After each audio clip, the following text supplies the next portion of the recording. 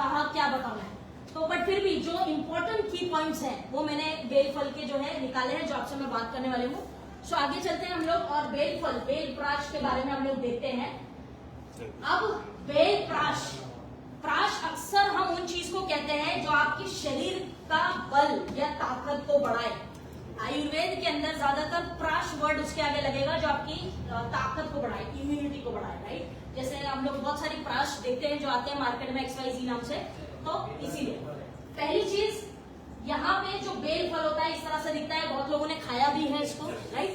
और बेल के बारे में कहा जाता है आयुर्वेद में कि इसकी जो रूट्स होती है यानी जो जड़ें हैं या फल हैं या जो पत्ते हैं, हर चीज उपयोगी है और ये हर चीज डिफरेंट तरीके से इस्तेमाल होती है आयुर्वेद के अंदर। हमने हमारे जो बेल प्राश है इसके अंदर इस्तेमाल किया है फ्रूट, बेल का जो फल है उसका इस्तेमाल किया है हमने हमारे बेल प्राश के अंदर। और अब मैं आपसे क्वेश्चन करना चाहूंगी कि बेल प्राश या बेल का जो फल है ये ठंडा होता है कि गर्म होता है? ठंडा होता है। पक्की बात है? कितने लोग कहते हैं कि बेल का फल ठंडा है?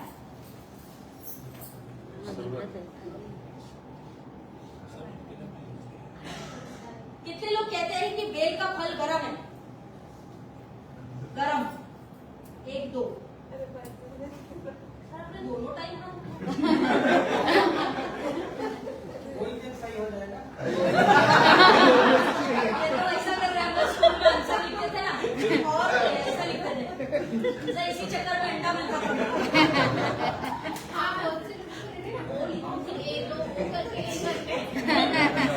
जो लोग दोनों टाइम हाथ नहीं उठाए उनका क्या कहना है?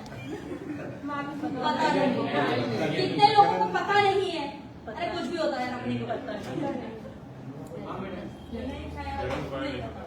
बेल का फल कितने लोगों ने खाया है? अच्छा, सभी ने खाया ही है। जूस पिया होगा?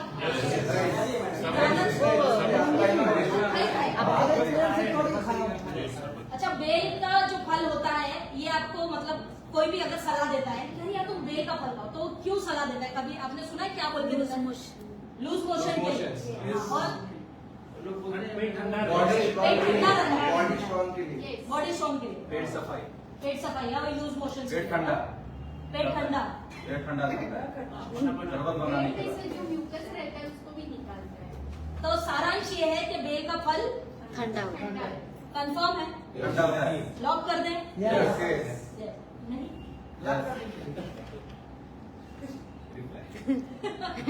अगर आप कहते हैं कि बेल का फल ठंडा है तो शरीर में मतलब ठंडक पैदा करेगा, पेट में ठंडक या दिमाग में ठंडक या जो भी ठंडक पैदा करेगा, लेकिन ये सच नहीं है, गर्म होता है बेल का फल।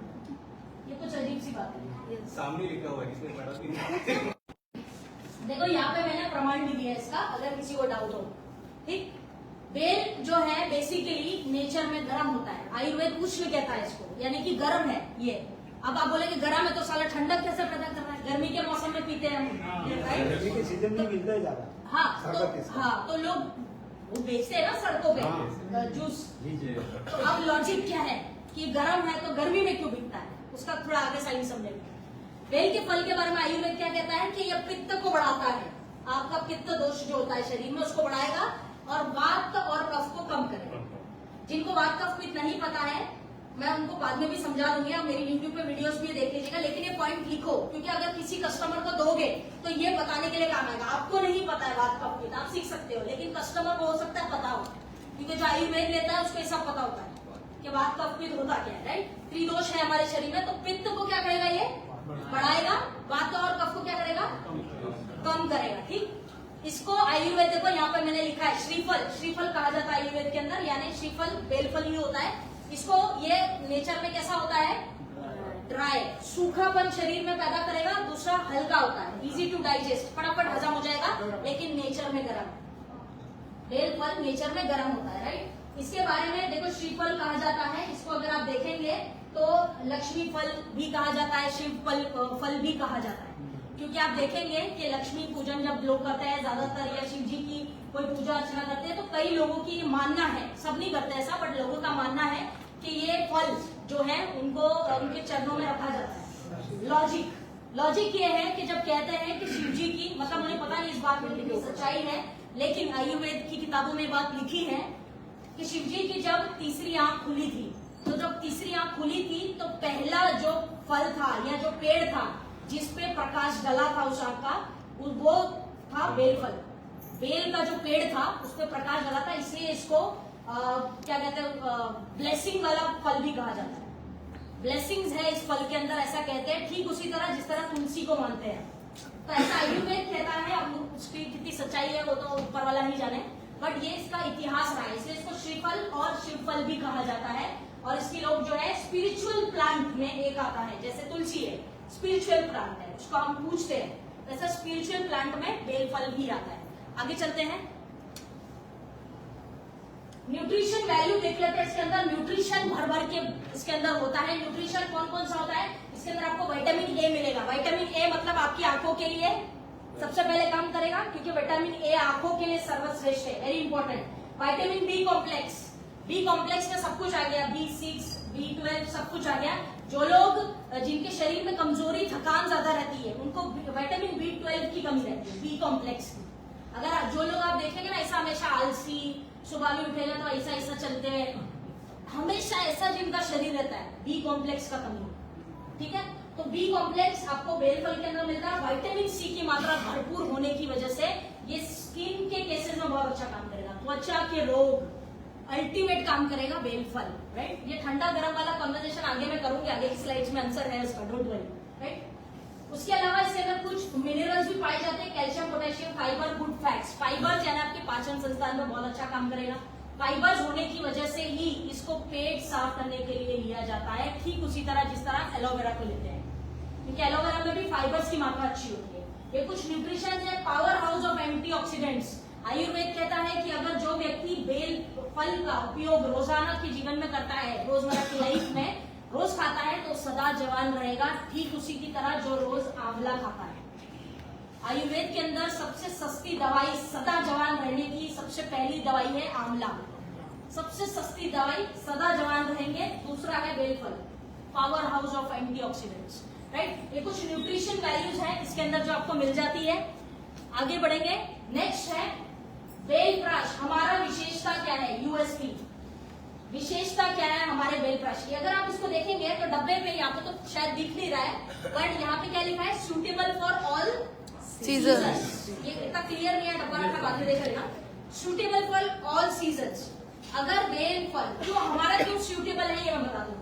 बेल फल के बारे में मैंने आपको शुरू में क्या बताया कि पित्त को बढ़ाएगा और वात और कफ को कम करेगा, लेकिन मैंने यहाँ पे क्या लिखा है कि त्रिदोष को बैलेंस करेगा। क्यों? क्योंकि अगर बेल फल नेचर में गर्म है तो त्रिदोष में काम कैसे आएगा? लॉजिक समझिए, मैं लॉजिक ये बताना चाह रही हूँ, क्योंकि हमारे बेल प्राश में वो सारी चीजें हैं जो आयुर्वेद बताता है। उसके अलावा इसके अंदर आपको शंख पुष्पी, ब्राह्मी, गुरुची वगैरह मिल जाता है। ये सब त्रिदोष में काम आने वाली औषधियां हैं। अगर बेल फल के अंदर ये औषधियां नहीं डली होती तो वो हर सीजन में लेना मना है आयुर्वेद के अंदर। लेकिन ये सूटेबल फॉर ऑल सीजन क्यों है? क्योंकि इसके अंदर हमने और भी कुछ यूनिक औषधियां डाली है जो हमारे प्रोडक्ट को यूनिक बनाती है। हर सीजन में, हर कंडीशन में बेल प्राश का उपयोग किया जा सकता है, क्योंकि त्रिदोष में काम आ रहा है। जो चीज त्रिदोष में काम आती है वो लगभग 150 से अधिक बीमारियों में शरीर में काम करती है। जो भी बीमारी आप सोचे, हृदय रोग है, बालों की समस्या है, पेट की समस्या, जो मर्जी, सब में। अब मोटा मोटी बेनिफिट देखते हैं कि बेल फल किस तरह से हमें काम आता है, इसके क्या क्या बेनिफिट्स हैं उसको देखते हैं। सबसे पहले बेल प्राश दिमाग के रोगियों के लिए कैसे काम आ सकता है? बेल फल कैसे काम आ सकता है? सबसे पहले जिनकी मेमोरी कमजोर है वहां पे बेल प्राश का उपयोग किया जा सकता है। दिमाग से जो लोग कमजोर है, आपको दो तरह के लोग मिलते हैं। एक वो होता है जैसे आप में से ही मैं अगर किसी को बोलूं जरा फैन बंद करना या लाइट चालू करना, तो दो प्रकार का रिएक्शन आएगा। एक वो जो फट से जाएगा और बटन बंद करना चालू करेगा, उसको मालूम नहीं है कौन सा बटन, लेकिन जाएगा और क्या करेगा? क्योंकि बोला तो खट से जाएगा। दूसरा कैसा रिस्पॉन्स रहेगा? जब मैंने बोला कि जरा बटन बंद करना, तो पहले बटन ही ढूंढेगा आराम से, बहुत आराम से है, बटन ढूंढेगा, फिर मेरे को पूछेगा वो है क्या? नहीं, वो बटन नहीं, वो एसी। ऐसे लोग मिलते हैं आपको? आपके घर में भी ऐसे लोग होंगे जिनको आप कोई काम देते हैं, तो एक वो होता है जो धक से उठ के जाते हैं, ये लोग। और दूसरे प्रकार के लोग कौन से होते हैं? जो पहले आपकी बात को सुनते हैं, दोबारा क्या बोला, ये गलत, अच्छा फिर जाए स्लो रिएक्शन। साइंटिफिकली हमारा दिमाग कैसा होना चाहिए, बोला आप फट से क्विक होना चाहिए, ये दिमाग है, एक्चुअल दिमाग यही है। लेकिन हम सब ऐसे रह गए क्या आजकल, और मम्मी बोल रही है पापा बोल रहे थे तो 10 बार बोल, अब तो जगह से वैसे भी नहीं हिलते, ये बीमारी आजकल लोगों को। मेमोरी, हमारा ब्रेन इतना शार्प बनाया ऊपर वाले ने, इमीडिएट रिस्पॉन्ड करना चाहिए। जैसे मान लो कोई अनजाना है, इनका नाम क्या, खट से निकलना चाहिए शालिनी का, ऐसा दिमाग ऐसा है एक्चुअली। लेकिन मैं थोड़ा सा सोच के, शालिनी ब्रेन एक सर्टेन टाइम के बाद उसकी जो मेमोरी है या जो उसका काम करने का पावर है कम होता चला जाता है। अब आप लोग बोलेंगे नहीं मेरा तो दिमाग ठीक है, मेरे को तो जरूरत नहीं है। मालूम नहीं पड़ता आपको कि आपको जरूरत है। किसको मालूम पड़ता है, थर्ड पर्सन को। अभी चंद्र गांधी बता रहे थे साइकोथेरेपी, साइकोथेरेपी में हम लोग पहला चैप्टर यही पढ़ते हैं, ब्रेन कैसा रिस्पॉन्ड कर रहा पेशेंट का, उसके बाद उसका इलाज करते हैं। तो मेमोरी जिनका वीक है, चाहे बच्चा हो, जवान हो, बूढ़ा हो, जो मर्जी, उनको आप दीजिए। पहले चीज, जिनका मेमोरी बहुत वीक है या ब्रेन बहुत स्लो रिस्पॉन्ड करता है।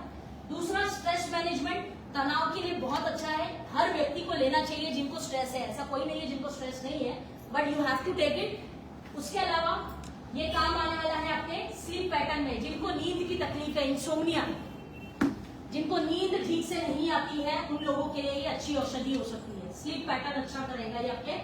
उसके अलावा एंगर मैनेजमेंट, अगेन जो लोगों को गुस्सा आता है या शॉर्ट टेम्पर्ड रहते हैं, जिनको जल्दी जल्दी गुस्सा आता है, आयुर्वेद में दिमाग को ठंडा करने के लिए इसका वर्णन आया है, तो एंगर मैनेजमेंट में दीजिए। सर का दर्द रहता है या सर में किसी भी प्रकार का पेन रहता हो, कोई चोट लगी थी या कोई मार लग गई है, किसी भी वजह से सर में दर्द है, वहां पे आप दे सकते हैं इसको। और लास्ट में आपकी ब्रेन की सेल्स, जो आपकी दिमाग की कोशिकाएं हैं, ये उसको मजबूत करता है बेल फल। तो बेल प्राश आपके सबसे पहले ब्रेन के लिए काम आएगा, इसको ब्रेन का टॉनिक कहा जाता है। आयुर्वेद के अंदर कहा गया है कि अगर आप इसका क्या कहते हैं, फल नहीं खा सकते हैं जो भी, तो लेकिन जूस बनाओ, लेकिन पियो, यूज किया करो, क्योंकि ये ब्रेन का टॉनिक है। ह्यूमन बॉडी में सबसे इंपॉर्टेंट ऑर्गन कौन कौन सा है, आप बताओ, सबसे इंपॉर्टेंट कौन, क्या लगता है आपको? Brain, brain, liver, heart, liver important. Liver, दिमाग रहना रहे, लीवर रहना देख लेंगे, बाजू वाले का ले लेंगे दिमाग उससे ज्यादा इम्पोर्टेंट है। Brain most important organ. देखो अभी तो आप बोलोगे सभी इम्पोर्टेंट है, आंखें इम्पोर्टेंट है, नहीं तो देखोगे कैसा, मुंह इम्पोर्टेंट है, बोलोगे हर चीज इम्पोर्टेंट। लेकिन आप अगर मनुष्य शरीर को गौर से देखें, ठीक, सभी का शरीर सेम है? नहीं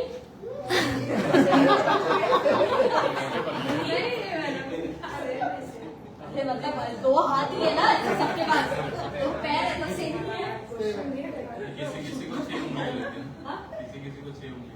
हाँ, दैट इज एक्सेप्शंस तो है।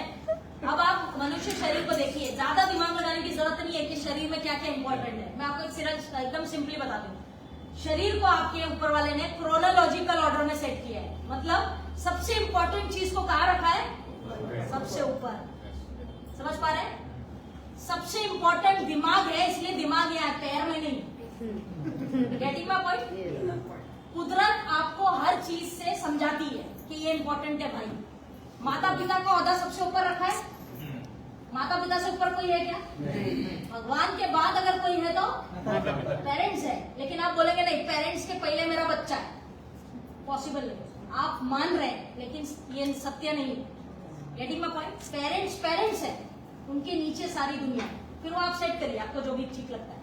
लेकिन कुदरत हमें मैसेज देती है, सबसे पहले ऊपर क्या है, दिमाग, उसके नीचे क्या है, हाँ, दिल।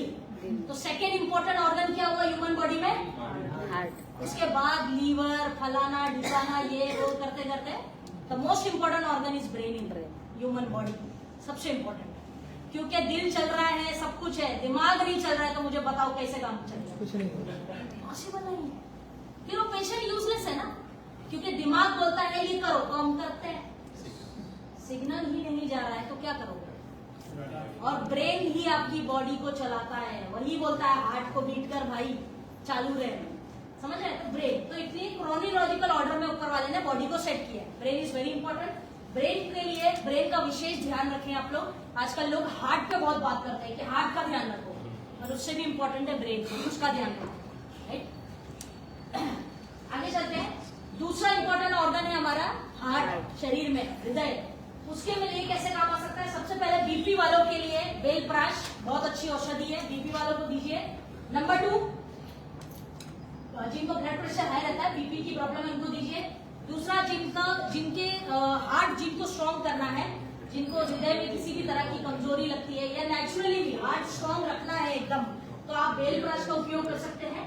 नेक्स्ट बेनिफिट, कोलेस्ट्रॉल जिनका शरीर में बहुत बढ़ गया है, क्योंकि ये कफ और वात भी तीनों में काम करता है, इसीलिए कोलेस्ट्रॉल लेवल्स को, जिनके शरीर में कोलेस्ट्रॉल बढ़ गया है, वहां पे आप दे सकते हैं। हार्ट डिजीजेस, हृदय रोग जो होते हैं, उससे अपने आप को बचाना है, तभी आप बेलप्राश का सेवन कर सकते हैं, राइट। उसके अलावा आप हार्ट अटैक के रिस्क से बचते हैं अगर आप बेलप्राश का सेवन करते हैं। नेक्स्ट, जो हमारी आर्टरीज होती है, जैसे आजकल हम लोग देखते हैं हार्ट अटैक, हार्ट स्ट्रोक, ये जो लोगों को सडन आ जाता है, तो हमारी जो हार्ट की आर्टरीज है उनको ये मजबूत करता है। एक तरह की जो नसें हैं जो हमारे शरीर में हार्ट से जुड़ी है और पूरे शरीर में खून पहुंचाने का काम करती है, उन नसों को, उन आर्टरीज को ये मजबूत करता है। तो आपका अगर जो हार्ट से जुड़ी प्रॉब्लम्स है, अगर आप चाहते हैं कि भविष्य में ना हो, तो बेलप्राश का सेवन किया करें। ये कुछ बेनिफिट्स हैं बेलप्राश के।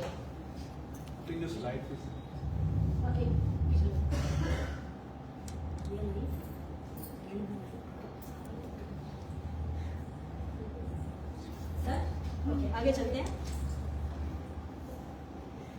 बेलप्राश फॉर डाइजेशन, पाचन संस्थान के लिए